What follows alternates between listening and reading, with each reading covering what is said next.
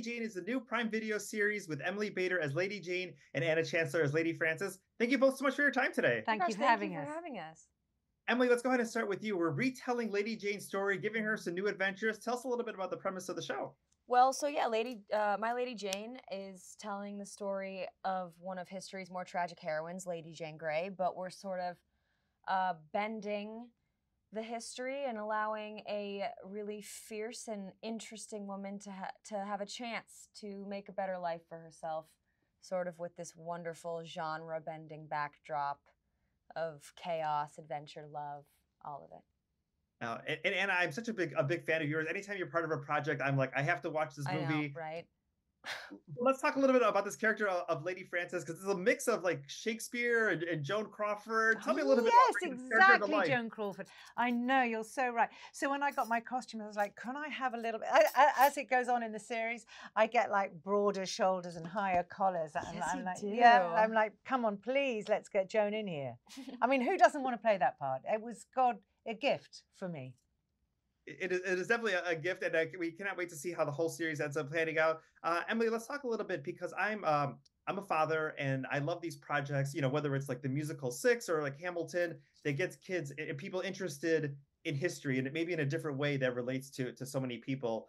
Talk a little bit about the impact of the series, especially on young girls who maybe may not know Lady Jane's history and might want to go back and read more books because they love the show. Yeah, I think that's a really good point. Like, what's so amazing about this show and what's happening, right now in the business is that we're not only seeing more female stories, but also full female stories. The show it's a female gaze, right? We get to see her sort of coming of age in a way that you might not typically see. You get to see her being stubborn and wrong and, lustful. Those characteristics that we don't often get to really sort of emphasize. I mean, it's a female show. I mean, all our bosses, every single one. I mean, really everyone are women, which is so. I've never known that in my whole career. And I think it was necessary. I think it was a necessary sort of. It was a set that was like driven with like love and freedom, and we really wanted to be able to tell the full story of what it means to be a woman, I think it tells the story from a woman's point of view in an easy way. Yeah. Not so self-conscious, because these are older, clever women who've worked hard all their lives, who've just loved this story and have really dedicated. Incredibly human, yeah. Like it's not being particularly precious about we have to tell this female story. No, we're just telling stories about human beings.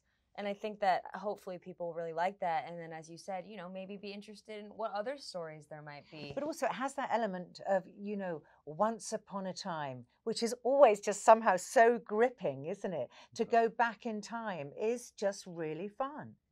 It's really releasing for your imagination. And if it was present day, it just wouldn't have so much sort of thrilling. Joy, yeah. No, it wouldn't. It's like opening up a storybook. Yeah.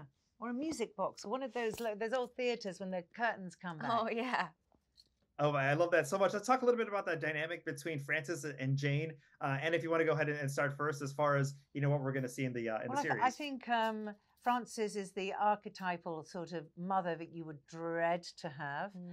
Totally controlling, planning and doing things that children hate, which is making plans and decisions without asking them.